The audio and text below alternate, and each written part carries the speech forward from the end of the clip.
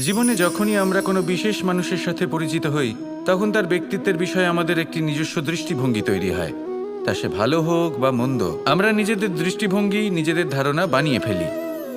কিন্তু আপনি কি নিশ্চিত রূপে বলতে পারেন যে এই যে আপনার দৃষ্টিভঙ্গি, সেটাই সেই ব্যক্তির পূর্ণ সত্য, সেই ব্যক্তি সত্যিই সেরকমই? না, আপনি সেরকম বলতে পারেন না। কারণ যে কোনো মানুষের একটি চরিত্র, একটি ব্যক্তিত্ব অনেক বছর ধরে তৈরি হয়, অসংখ্য অভিজ্ঞতা লাভ করার পরে তৈরি হয়। আপনি একদিনে বুঝতে পারবেন না যে সেই ব্যক্তি কেমন। এই ভুলটাই বেশিরভাগ মানুষ করে ফেলেন। কিন্তু যদি সত্যি কোনো মানুষকে বুঝতে চান, তাহলে একটু সময় দেওয়া খুব প্রয়োজন। সবার আগে প্রথম আলাপে সেই ব্যক্তি তো এটাই বোঝাবে যে সে কতটা শ্রেষ্ঠ, কিন্তু সে কতটা গুণী বা কতটা অপগুণী, এটা বোঝার জন্য আপনাকে সেই ব্যক্তির কাছাকাছি থাকতে হবে। তিনি কতটা অহংকারী বা কতটা সজ্জন, সেটা বোঝার জন্য আপনাকে সেই ব্যক্তিকে সম্মান দিয়ে দেখতে হবে। সেই ব্যক্তি কতটা লোভী বা কতটা সরল, সেটা বোঝার জন্য তাকে ধন দিয়ে দেখতে হবে। সেই ব্যক্তির কতগুলো খারাপ গুণ আছে, সেটা বোঝার জন্য সেই ব্যক্তিকে স্বাধীনতা দিয়ে দেখতে হবে। তবেই তাকে আপনি বুঝতে পারবেন। যে কোনো মানুষকে বোঝা, তার ব্যক্তিত্ব বুঝে ওঠা এতটা সহজ কাজ নয়।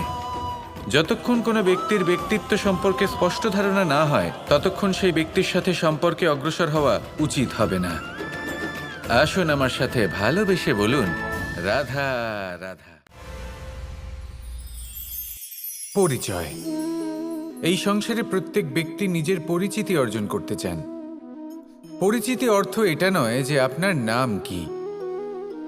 পরিচিতির অর্থ হলো এটা যে প্রত্যেক ব্যক্তি এটাই চায় যে এই সংসার আমাকে চিনবে, জানবে আর আমাকে সম্মান করবে।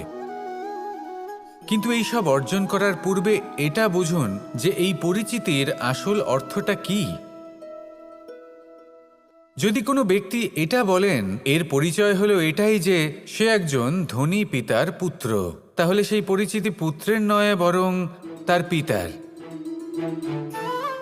যদি কেউ এটা বলে যে সেই ব্যক্তির পরিচয় হলো সে খুব সুন্দর, তাহলে সেই পরিচয় হলো তার রূপের, সেই ব্যক্তির নয়। বাস্তবে পরিচয় কি? আপনার সান্নিধ্য লাভ করে কোনো ব্যক্তি কি অনুভব করতে পারে, তার কি ধরনের অনুভূতি হয়, আপনার পদ, আপনার সম্পত্তি, এই সব কিছুর ঊর্ধ্বে হলো আপনার আসল পরিচয়।